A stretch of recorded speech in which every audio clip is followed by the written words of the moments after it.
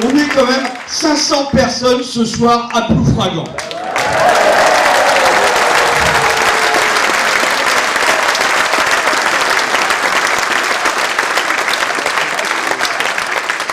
Et vous savez, des fois, je me dis, mais je pourrais arrêter le meeting là.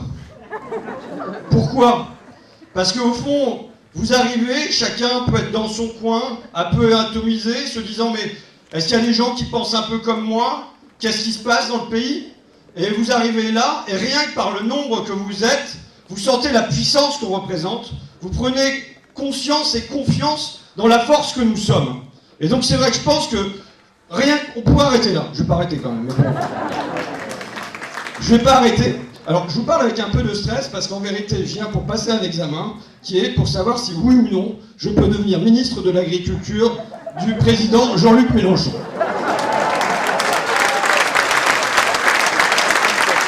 Vous êtes mon jury. C'est pas une question que j'aborde tous les soirs, donc j'ai préparé exprès pour vous. J'ai ramassé ça. C'est les algues de la baie de Saint-Brieuc. Alors on m'a dit qu'en ce moment c'était pas au top, qu'il fallait que je revienne dans un mois, que j'aurais une récolte qui serait plus complète. Pourquoi je m'intéresse à ces algues? Je m'intéresse à ces algues parce que je pense qu'à l'intérieur de ces algues, il y a 70 années d'histoire de l'agriculture et potentiellement d'histoire de la Bretagne, et qu'il y a un monde, la mondialisation, qui est contenue finalement dans ces algues. La cause, Annie l'a dit, elle nous a donné un cours extrêmement documenté cet après-midi. La cause, évidemment, c'est que la Bretagne est le premier département d'élevage, et comme le disait la Cour des comptes, comme l'a dit Annie, c'est comme si sur 1 hectare, donc sur un carré de 100 mètres sur 100 mètres, il y avait un bovin, 22 porcs, 248 volailles. Donc évidemment, c'est énorme. Maintenant, au risque de vous surprendre, mais je voudrais rendre hommage à ceux qui ont construit ça. Je voudrais rendre hommage aux grands-parents qui ont fait ça au sortir de la guerre.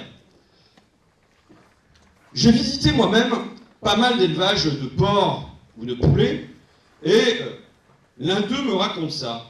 Mes grands-parents vivaient sur une petite exploitation de 15 hectares. Ils avaient du mal à vivre, tuer le cochon, vendaient le beurre, se chauffer au bois, presque en autarcie, à part quelques œufs sur le marché.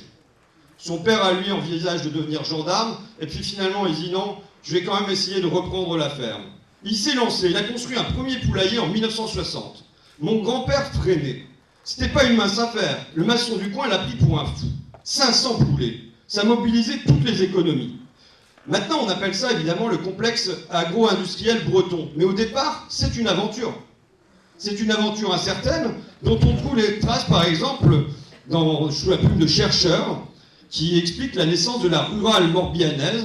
Un premier coup d'essai de l'élargissement des activités de l'Union concerne la production d'arbres fruitiers, mais c'est un échec. Donc la première piste pour sauver la Bretagne, l'agriculture bretonne, c'est les arbres fruitiers. Vient ensuite une tentative de production d'artichauts. Elle n'aura pas de suite non plus. C'est alors que l'idée d'élevage de volailles fait son chemin. Et ils organisent un voyage chez moi, dans la Somme. Ils y rencontrent un notaire éleveur qui déclare gagner davantage d'argent avec son élevage qu'avec son étude. Une foire exposition se déroule à Saint-Brieuc, où l'on expose un modèle de poulailler type Ourdin de 135 mètres carrés. Et c'est de là que va naître ce qui est au fond une revanche des petits. Des petits qui ont peu de terre et qui se demandent comment, sur aussi peu de terre, on va pouvoir faire vivre de l'agriculture dans l'après-guerre. Le père de l'éleveur que je cite, au départ, il n'a pas de chance. Ses premiers poulets, c'est dans le moment de surproduction, il n'arrive pas à les vendre ou pas cher du tout. La deuxième fois, c'est pareil, on lui dit que ça va marcher, ça marche toujours pas. Il réessaye une troisième fois et là il dit, en une seule livraison, à Rungis, ça lui a rapporté à mon père les poussins, l'alimentation et le poulailler. Tout était payé d'un coup. Là, mon grand-père, alors que son grand-père était contre, a changé de gueule. Et mon père a construit un deuxième poulailler quelques années plus tard, en 1969, qu'il a complètement mis sur les rails. Ce sont ces 1500 mètres carrés que j'exploite toujours. Là, je vous le dis, l'aviculture, elle apparaît dans ce récit comme étant la revanche des petits. Comme étant, finalement, ça a été sans doute une voie de sortie pour l'agriculture bretonne dans l'après-guerre et sans doute pour l'agriculture française assez largement. Au fond, un objectif clair avait été fixé par l'État à cette époque-là. C'était de parvenir à l'autosuffisance alimentaire, qui était bien entamée après-guerre. Cet objectif a été rempli. Et je le redis, je dis merci à ceux qui l'ont fait. Un objectif a été rempli, mais le problème c'est que dès 1972, quand cet objectif est rempli, c'est le moment où on atteint l'autosuffisance alimentaire, où il y a, du fait de la révolution agricole, chimisation, mécanisation, concentration de terres, remembrement et ainsi de suite, on parvient à cet objectif. À ce moment-là, on ne s'interroge plus sur, maintenant qu'on a fait ça, quel va être notre nouvel objectif? Et au fond, c'est par une forme d'inertie qu'on fait quoi? Qu'on continue sur le même chemin. Qu'on continue sur le même chemin qui est le chemin de la production, produire plus, produire plus, produire plus, et qu'on se fixe alors comme objectif la mission exportatrice de l'agriculture française. Moi j'appelle ça comme ça, c'est-à-dire que la colonisation c'était la mission civilisatrice de la nation française, et là c'est comme si, à partir des années 70, se soit fixé un nouveau cap qui était la mission exportatrice de l'agriculture française. Et là on entre à plein, vous savez, dans la mondialisation, on choisit d'y entrer à plein, avec notamment, en 1994, il faut retenir cette date, les accords de Marrakech, le High Ground, qui fait entrer à plein l'agriculture dans la mondialisation. Avec la conviction alors chez les agriculteurs qu'on sera les vainqueurs, qu'on sera les meilleurs, et ça se double d'une croyance, en plus de la mondialisation, d'une croyance dans la concurrence. Ça c'est l'Europe qui porte ça, l'Europe de Maastricht en gros. Moi j'avais rencontré un producteur de fruits et légumes qui était de la FNSEA, mais qui était l'un des responsables de la FNSEA en fruits et légumes dans la Drôme, et qui me disait, moi je suis monté à Bruxelles, on a été voir la DG, la direction générale sur le lait, et j'avais eu l'impression, tellement il me parlait de concurrence, concurrence, concurrence, de rencontrer les petits soldats de Milton Friedman. Donc Milton Friedman étant cet économiste américain de l'économie de Chicago, un ultralibéral qui préférait Pinochet à Allende parce qu'avec Pinochet, il est allé le conseiller, un libéralisme débridé. Et c'est mis en place, cette concurrence est mise en place par l'Union européenne qui détruit les instruments de régulation. Quels sont ces instruments de régulation? Ce sont les prix planchers, ce sont les quotas de production, ce sont les coefficients des multiplicateurs. Je vais revenir sur ces choses-là. Mais par exemple, ils le font dans le lait. Ils le font en 2015. Le prix du lait chute de 8% parce que ça produit la surproduction en démembrant les quotas. On enlève les quotas, tout le monde se met à produire plein de lait. Qu'est-ce qui se passe? Chute des prix et plein d'agriculteurs qui crèvent. Mais là où on voit que ce sont des ayatollahs, il faut dire que, vous savez, on est parfois qualifié, nous, de dogmatiques. Il faut voir que les vrais dogmatiques, ce sont eux. Parce que, y compris quand, à l'épreuve des faits, on voit que ça foire, ils continuent dans le mur, plus loin que le mur, toujours dans le mur. Et donc là, on a la preuve par les faits sur le lait que ça ne marche pas du tout, mais qu'est-ce qu'ils vont faire?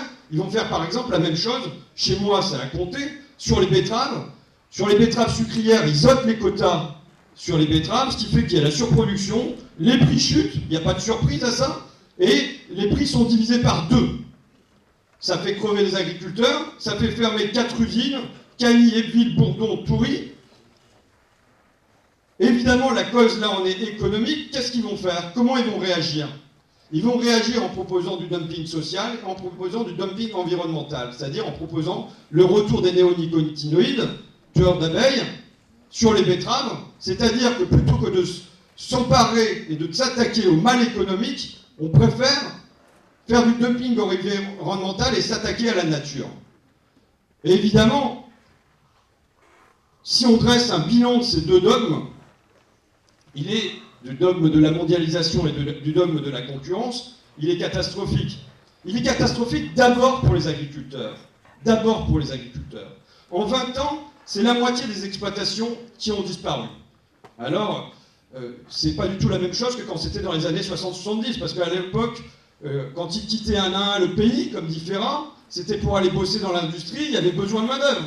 Aujourd'hui, quand on quitte l'agriculture, il n'y a plus le même besoin de main-d'œuvre mécaniquement de l'autre côté. Le salaire médian des agriculteurs est de 354 € mensuels. Il y a un rapport qui est paru qui s'appelle le rapport RL, qui est commandé par le ministère du Travail sur les métiers de la deuxième ligne. Donc qui liste 17 métiers, c'est un rapport passionnant, vraiment. 17 métiers, donc il y a l'industrie agroalimentaire, ouvrier là-dedans, ouvrier du bâtiment, auxiliaire de vie sociale, agent d'entretien, c'est tous les métiers qui ont continué à tourner pendant le cœur de la crise Covid, dont on a absolument besoin, et il montre, ce rapport, que ces 17 métiers-là, 4,6 millions de salariés, sont aujourd'hui sous le SMIC, en moyenne, sous le seuil de pauvreté. Pourquoi? Parce que soit ils ont des temps de travail partiels subis, comme les femmes de ménage, comme les auxiliaires de vie sociale, soit ils ont des alternances de périodes de travail et d'intérim, comme les ouvriers dans la manutention, comme ceux que j'ai rencontrés chez Total, puisque là-bas, on a fait baisser l'emploi, cet après-midi au Joint français, on a fait baisser l'emploi attitré sous CDI, et en revanche, a grimpé depuis l'année dernière le nombre d'intérimaires recrutés. Et dans le rapport RL, sur les 17 métiers cités, arrivent en tête maraîchers et agriculteurs. Donc, la chute des cours, là, quand je dis 354 €, ça veut dire que ça conduit à la misère, et on le voit dans le coin. De toute façon, l'insatisfaction qu'il y a des paysans quand il y a ces manifestations. Donc ça veut dire que ce dogme-là, concurrence, mondialisation, ne produit pas, mais depuis des décennies, des effets productifs pour les agriculteurs eux-mêmes. Il va falloir les aider à ouvrir les yeux sur ce fait et les aider à penser qui est le mieux à même de les sortir de cette ornière, de les sortir de ces dogmes de la concurrence et de la mondialisation. Mais ces deux dogmes, concurrence, mondialisation, ne font pas le bonheur non plus des salariés de l'agroalimentaire, je vous ai dit, là, qui faisaient partie de ces 17 métiers et qui étaient sous le SMIC. Et cet après-midi, je rencontrais Laurent et Stéphane de Triscalia. Est-ce qu'ils sont là? Laurent et Stéphane, non, ils sont pas là? Non, je croyais qu'ils allaient venir, c'est pas grave. Ils sont partis, t'es là, Serge, je les représente, c'est ça? De chez Triscalia, c'est quoi? Vous connaissez le dossier. Des céréales traitées avec un produit chimique tellement terrible, le Nuvan Total, que quand on était à la réception, comme Laurent, puis comme Stéphane, comme camionneur, on se prend ces effluves-là, sans masque, sans protection, suffisent à vous produire des saignements tout le temps, à vous produire une incapacité à dormir, à vous produire des cancers, et ce qui fait qu'au centre de Glomel, sur 9 salariés au stockage, 5 sont décédés avant 70 ans, dont 4 par cancer, la moitié. Et il y en a 4 aujourd'hui qui sont atteints d'un cancer. C'est-à-dire que vous en avez déjà, il vous en reste un qui est en bonne santé.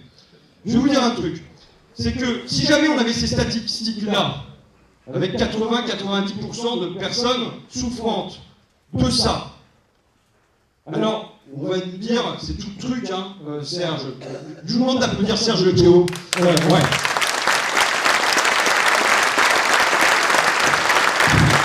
Serge Lecléo, parce que pour moi, ça fait. Si je viens à Saint-Brieuc, si j'ai dit Saint-Brieuc, c'est aussi parce qu'il y avait Serge, je le dis comme ça fait maintenant une vingtaine d'années qu'on se connaît. Et si le dossier de Triscalia est sorti, et si on a aidé des ouvriers à se sortir de la panade de lutte contre leur coopérative, entre guillemets, avec énormément de guillemets à cette coopérative, mais si on les a aidés à lutter contre la justice, parce que la justice a tout fait pour entraver leur dossier, si on les a aidés à faire que ça soit reconnu en maladie professionnelle, c'est parce qu'il y a eu Serge. Il y a comme ça des dossiers qui reposent sur des individus, les individus elles comptent dans l'histoire aussi. Donc grand merci à toi Serge d'avoir sorti ce dossier.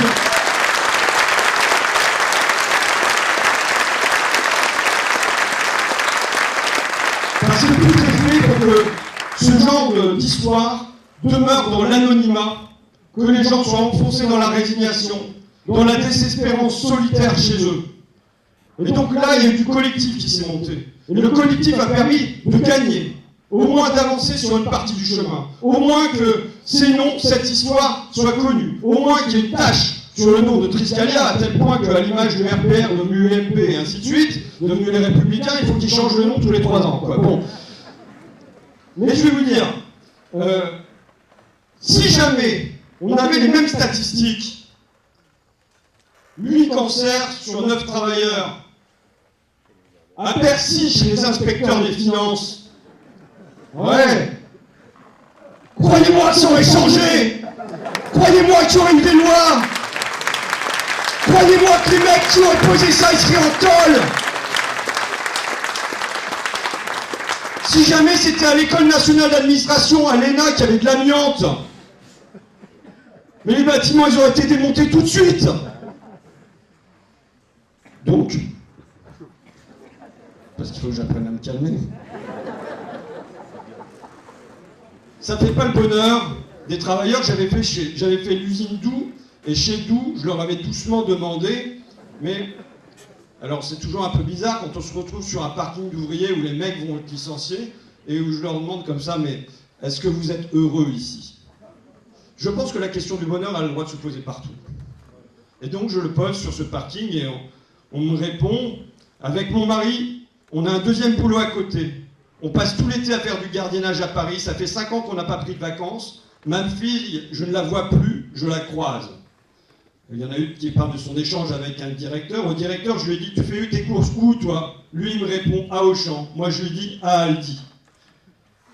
Les souffrances. Ici, ils ne vivent que le rendement. À la découpe, on est tourné à 2500 poulets à l'heure. On est passé à 3200. Ça l'use. Ça fait des tendinites. Les femmes, la tête baissée, souffrent des cervicales. Voilà ce qui est enduré tout le temps par les corps. Alors demain, je rencontre les salariés de chez Bigard, et je connais Bigard parce qu'on avait les mêmes dans notre coin. Les troubles musculo-squelettiques, c'est terrible. Donc ce système ne fait pas non plus le bilan des salariés. Il ne fait pas plus, évidemment, le bonheur des animaux. Ça compte. Du moins, aller vers une moindre maltraitance. Et toujours, au milieu de ces grands baraquets de l'usine Doux, je leur demande, excusez-moi, mais les poulets, c'est pas de l'acier. Quand vous les voyez, ça vous fait quoi? Il y a un silence qui se fait, et un homme se lance. La première fois que je suis entré ici, je me suis dit, mon Dieu, où je suis tombé? On en fait des cauchemars, et je suis pas le seul. Tu dormais, m'a raconté ma femme, tu t'es assis sur le lit, et tu parlais des poulets. Quand on en tue autant, je ne pouvais pas imaginer. Et il faut voir comment ça se passe.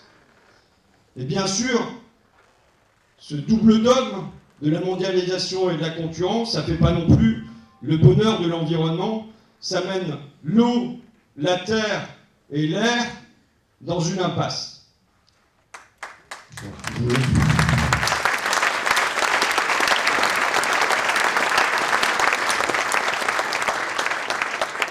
De cette impasse, impasse sociale, impasse environnementale, il faut sortir. À l'Assemblée, comme je suis membre de la Commission des affaires économiques, j'ai beaucoup participé au débat sur les états généraux de l'alimentation. Et l'intervention qui m'a le plus marqué, c'est un mec de la FNSEA, c'est le responsable de la Fédération nationale bovine, donc de la viande, du bœuf. Il est venu devant la Commission et il nous a il a réclamé un nouveau contrat social entre les agriculteurs et la société. Qu'attendons-nous? Il demandait. Vous voulez la compétition, le modèle néo-zélandais? On le fera. Vous voulez l'agriculture familiale de proximité qui intègre le bien-être animal? On le fera. Vous voulez tout à la fois? C'est aux Français et à vous, les politiques, de fixer un cap. Je pense que c'est extrêmement juste. Il y a la nécessité de fixer un cap. Et en vérité, j'ai dit que dans un premier temps, après-guerre, il y avait un cap qui avait été fixé, avec l'appui de l'État en termes de recherche, invitant au remembrement, invitant à faire des groupements, mais sachant ce qu'ils voulaient que les agriculteurs fassent, quel était le sens de leur métier. Aujourd'hui, le sens de leur métier est perdu, et je pense que ça participe de leur malaise et de leur mal-être. On a en vérité une politique schizophrénique, avec Macron qui, un coup de temps en temps, dit qu'il faut monter en gamme, c'était tout le thème des états généraux de l'alimentation, et qui, en même temps, poursuit, dans la même logique de concurrence. Je vais vous dire un truc, par exemple, on voulait que les cantines, admettons la cantine de Saint-Brieuc, puissent se fournir avec les agriculteurs de Ploufragan. Ça paraît une mesure de bon sens.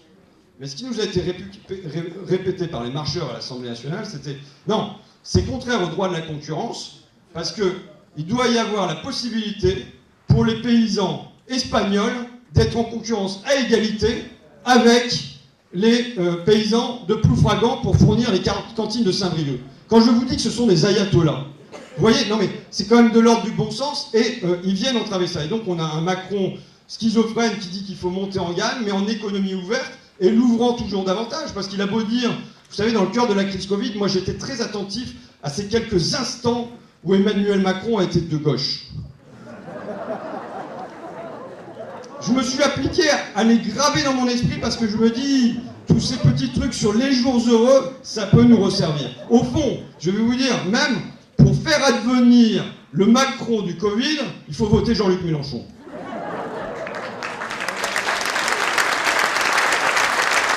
Qu'est-ce qu'il nous disait ? Il nous disait, il faudra se rappeler que notre pays tout entier repose aujourd'hui sur ces femmes et ces hommes que nos économies reconnaissent et rémunèrent si mal. Vous voyez, je connais mon Macron de gauche. Et il ajoutait, citant la Déclaration universelle des droits de l'homme, les distinctions sociales ne peuvent reposer que sur l'utilité commune. Évidemment, c'est une bonne part de notre programme. Le problème, c'est le passage de la parole aux actes. Là, je reviens sur notre thème. Il a dit, au moment de la crise Covid, déléguer notre protection, notre alimentation à d'autres est une folie. Et il a même dit qu'il prendrait des décisions de rupture et qu'il les assumerait. On n'a vu aucune décision de rupture, puisque, en la matière, on avait eu des accords avec le Canada sur le CETA, y compris qui permettait de faire entrer en France de la viande gavée aux antibiotiques. On a eu, en pleine crise Covid, un accord avec le Mexique sur l'importation de 20 000 tonnes de viande bovine sans aucune garantie environnementale. On a un accord qui est en cours avec le Mercosur, on a signé un accord avec l'Inde, on négocie encore des accords avec la Chine, donc on a là un truc schizophrénique qui fait qu'on dit qu'il faut monter en gamme, voilà pour les paroles, et dans les actes, c'est la même politique de libre-échange qui se poursuit. Moi je crois, comme Bruno Dufayet, comme le patron de la Fédération nationale bovine, qu'en effet il faut fixer un cap, et je reprendrai ces termes, qu'est-ce qu'on souhaite ? Une agriculture familiale de proximité qui intègre le bien-être animal. Notre cap à nous, c'est la souveraineté alimentaire, c'est d'abord nourrir notre pays avec les aliments les plus sains possibles, de manière simple. Voilà le cap qu'on devrait fixer avec cohérence. Maintenant, je le dis, je ne suis pas dans une posture accusatoire à l'égard des paysans. Je ne pense pas qu'on puisse leur demander de sortir individuellement d'un système qui les verrouille de toutes parts. Il faut que le cap soit donné d'en haut. Il faut que des outils soient fournis d'en haut. Il faut qu'il y ait une logique et une cohérence qui soient apportées d'en haut si on veut les aider à sortir, non pas individuellement en construisant chacun leur circuit court, en essayant d'être un espèce de système D qui fait ses paliers, qui adhère à une AMAP. Tout ça est très bien. Et je veux dire, c'est pas possible de penser qu'on va sortir des centaines de milliers de paysans de la logique de la concurrence et de la mondialisation simplement avec des paniers. C'est évident que non. Donc il doit y avoir, comme après-guerre,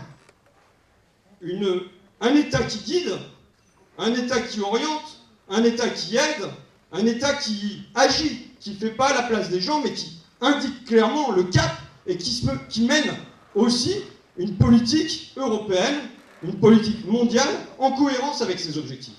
Ce que je veux dire par là, c'est qu'on ne peut pas régler la question des algues, elle ne se règle pas en Bretagne. Elle se règle avec Bruxelles, elle se règle à l'Organisation mondiale du commerce. Si on ne voit pas le lien, moi je vois le lien entre ce problème très local chez vous et un système mondial, et donc en cohérence. Évidemment, il faut, rompre avec la concurrence. Alors, on va... Vous savez, je sais pas faire les trucs. Il faut rompre avec la concurrence. C'est pas encore comme ça. Faut que je prenne des coups, hein, c'est bof. Hein. Bon. Frédéric Lordon dit un peu de concurrence est un stimulant, beaucoup de concurrence est un poison. Quand on a le dogme permanent de la concurrence sur tout, on a parlé de la concurrence dans l'agriculture, mais il y a bien sûr la concurrence entre les territoires, mais il y a la concurrence entre les universités, il y a la concurrence dans le système ferroviaire. En fait, leur seule logique partout, c'est de dire qu'il faut installer de la concurrence. Sur l'agriculture, en tout cas, cette concurrence, ce marché, doit être encadré. Ce marché doit être régulé. Et moi, je vais cesser de poser comme impératif les prix, les prix, les prix. Il faut la garantie pour les paysans. Il faut la garantie pour les agriculteurs qu'ils auront un prix plancher.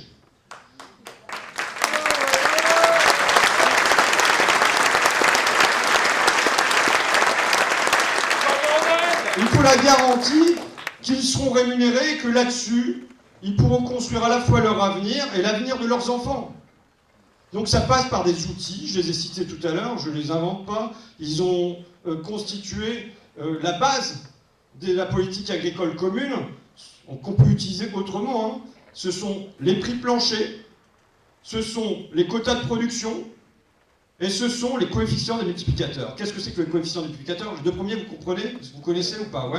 Coefficient des multiplicateurs, vous ne connaissez pas toujours, mais c'était comme ça pendant des années, c'est-à-dire que si Leclerc achète ses pommes à l'agriculteur 50 centimes, il y a un coefficient multiplicateur de 2, il ne peut pas les vendre plus de 1 euro. Vous voyez? Et donc ça contribue à réguler les grandes surfaces.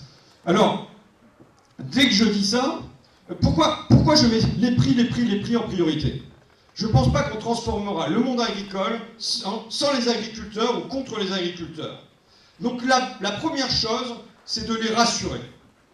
La première chose, c'est de leur dire, au fond, avec nous, vous aurez une garantie de revenus, on va vous extraire des deux dogmes qui, vous vous en rendez pas pleinement compte, mais vous oppressent.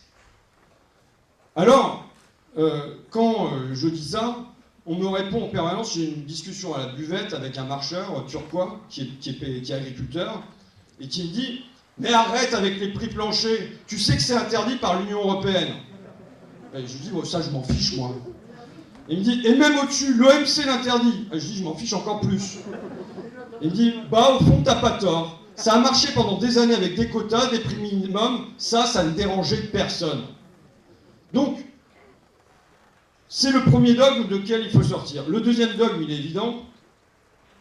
Le deuxième dogme, c'est non à la compétitivité, non à la mondialisation.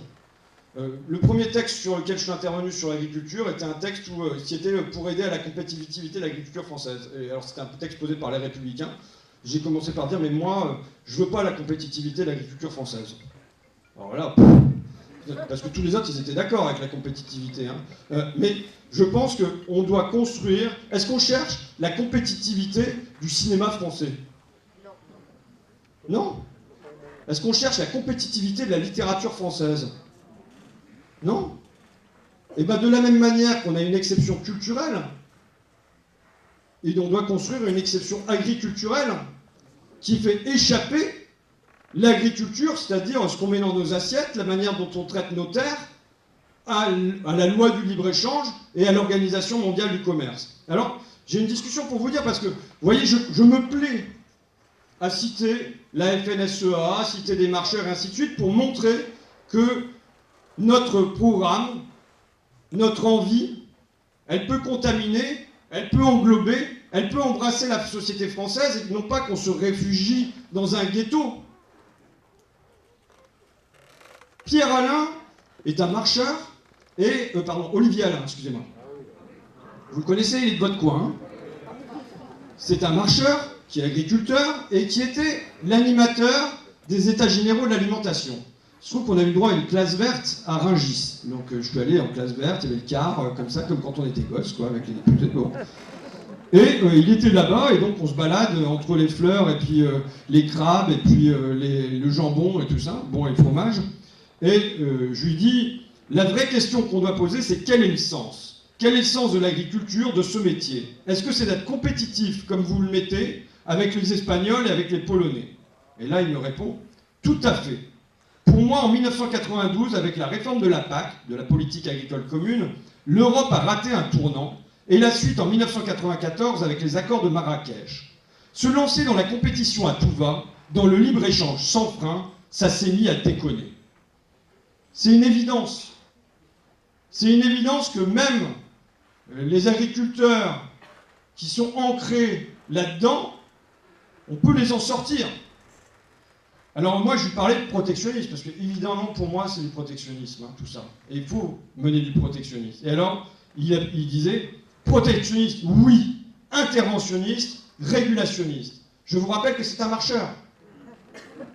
Mais évidemment, protectionniste, interventionniste, régulationniste, c'est ce que nous devons être sur le terrain agricole. On ne peut pas bifurquer en économie ouverte. On ne peut pas élever les normes sociales, élever les normes environnementales en économie ouverte. L'économie ouverte condamne à quoi? Et ça nous ramène à la question des super riches au départ. Ça ramène, alors allez, je fais mon savant, au théorème de Schlecker-Holin, qui dit qu'à l'ouverture des économies répond une inégalisation interne. Ça veut dire quoi? Ça veut dire que plus une économie est ouverte, plus à l'intérieur de la société, ça va se tendre entre les deux morceaux. Et on peut très bien le comprendre comme ça. C'est que le PDG de Total, quand on va lui dire bah, vous gagnez quand même beaucoup, il va dire mais non, excusez-moi, mais c'est rien à côté du PDG d'Exxon. Et il va nous demander de regarder vers l'ouest et de dire regardez, il y a plus haut que moi et de regarder vers le haut. Vous voyez? Et si, quand en revanche, quand il va parler de ses ouvriers, il va dire mais attendez, ils sont quand même bien payés, parce que regardez les Roumains, regardez les Indiens, et là il va falloir regarder à l'est et regarder vers le bas. Et donc ça contribue, cette ouverture des économies, contribue à une inégalité interne, et ça tend dans la durée. Donc on ne peut pas bifurquer en économie ouverte, et il ne faut pas se raconter d'histoire, donc il faut rompre avec ces deux dogmes, de la concurrence et de la mondialisation, mais il ne faut pas se raconter d'histoire. Cette réorientation ne sera pas facile. Il ne faut pas prétendre à un miracle. Il faudra du temps, mais l'important aujourd'hui, me semble-t-il, c'est de fixer un cap, et le nôtre de cap est clair. Nous devons changer de modèle, nous devons casser la trajectoire du déclin, nous devons sortir l'agriculture de la concurrence et de la mondialisation.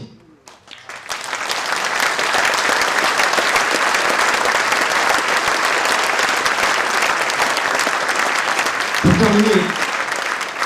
terminer, de vous convaincre de me nommer ministre de l'Agriculture, on verra, peut-être qu'il y a un vote qui pourra être organisé à la fin, quoi. Parce que ça pèsera peut-être auprès de Jean-Luc dans ses choix futurs, donc voilà. Si je pouvais avoir une lettre de recommandation. Je voudrais m'appuyer sur un exemple, le modèle camerounais. Là-bas, au Cameroun, il y avait... Je vais boire un coup, tiens, si ça ne me dérange pas.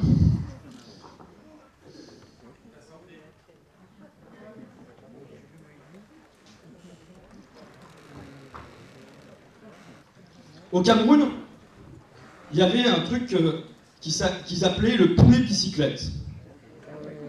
C'est-à-dire que le poulet qu'on conduisait de la ferme jusqu'au marché en bicyclette.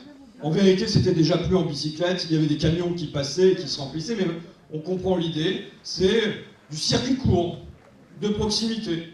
Et d'ailleurs, l'Union européenne, pour maintenir cette agriculture paysanne au Cameroun, a financé des tas de puits là-bas, mais interviennent, j'en ai parlé tout à l'heure, les accords de Marrakech, qui font entrer l'aviculture camerounaise, comme l'aviculture bretonne, dans la machine à laver de la mondialisation. Qu'est-ce qui se passe? Des importations massives au Cameroun des pays du Nord qui tuent en quelques années l'aviculture camerounaise et le poulet bicyclette. Bernard Djonga, retenez ce nom, Bernard Djonga. Je considère que c'est un héros, comme Serge Lequéo. Mais voilà, on doit avoir pour responsabilité aussi de sortir des noms. Eux, ils auront leurs noms, de toute façon, ils auront des statuts.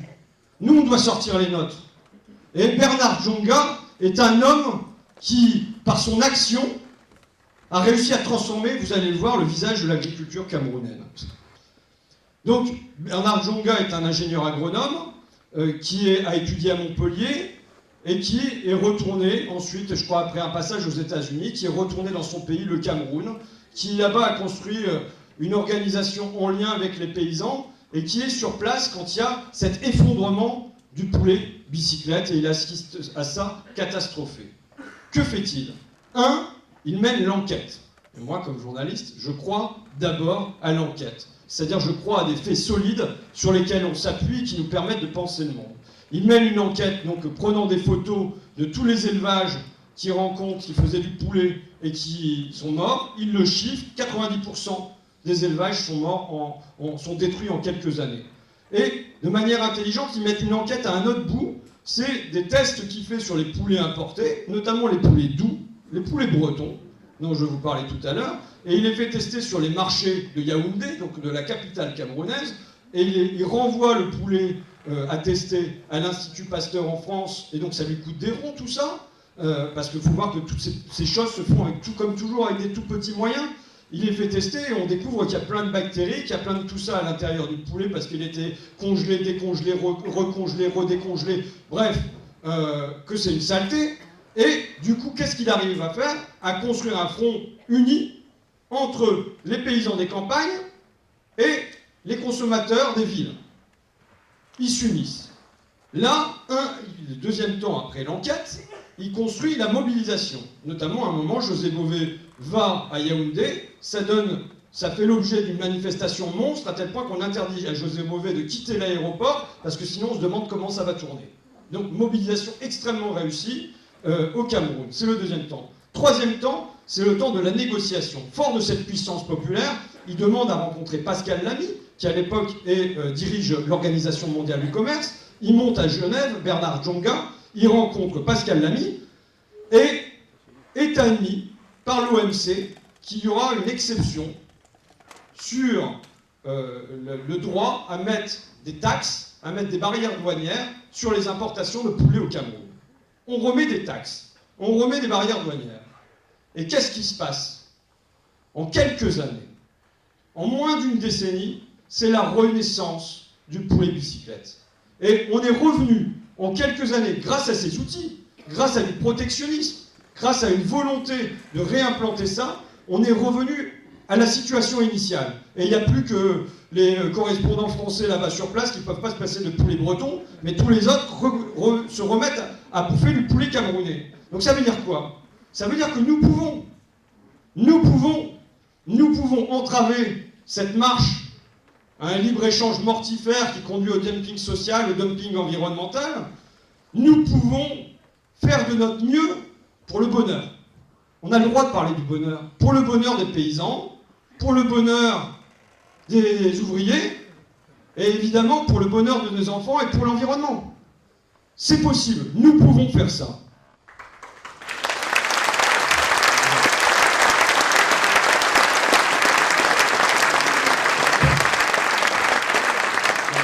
Je ne sais pas, est-ce que c'est bon pour l'oral, pour le ministre de l'Agriculture ou pas du coup? Ça va. Comme cet après-midi, je rencontrais André Olivreau, qui est en gros le tché des algues, quoi. Il me citait un autre, on dit Saint-Briochin, c'est ça? Briochin tout court? D'accord, pardon. Un autre Briochin, Georges Palante.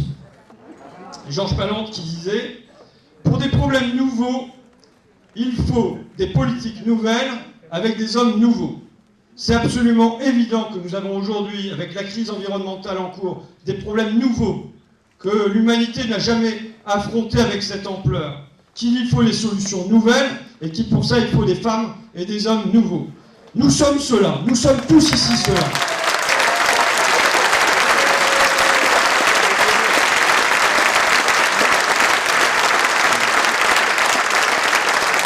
Vous savez, ça y est, j'en veux plus couche, normalement ça vous avait plus jusqu'à la fin, mais non. Nous sommes tous ceux-là ici, évidemment il y a Jean-Luc Mélenchon et le bulletin qu'il faudra glisser c'est Jean-Luc Mélenchon, mais si derrière on se bouge pas le cul, si derrière on se bouge pas le cul, à la fois pour faire que y ait la pression dans la rue, sur lui, sur nous, mais aussi parce qu'on aura devant nous, on aura toujours le MEDEF, on aura le Sénat, on aura l'Organisation mondiale du commerce, on aura la Commission européenne, on aura la Banque centrale de Francfort, on aura des juristes, on aura des instituts de sondage, on aura la presse de Bernard Arnault, on nous aura tout ça qui viendra nous répéter « c'est pas possible, c'est pas possible, c'est pas possible ». S'il n'y a pas une puissance populaire massive derrière qui vient rendre ça possible, il n'y a rien qui se passera. Donc, le vote, c'est un début. C'est pas un point d'arrivée, c'est un point de départ. Évidemment, il faut déjà y arriver là, mais derrière, il faudra continuer à bosser. Et à la fin, c'est nous qu'on va ? Et à la fin, c'est nous qu'on va ? Merci à vous.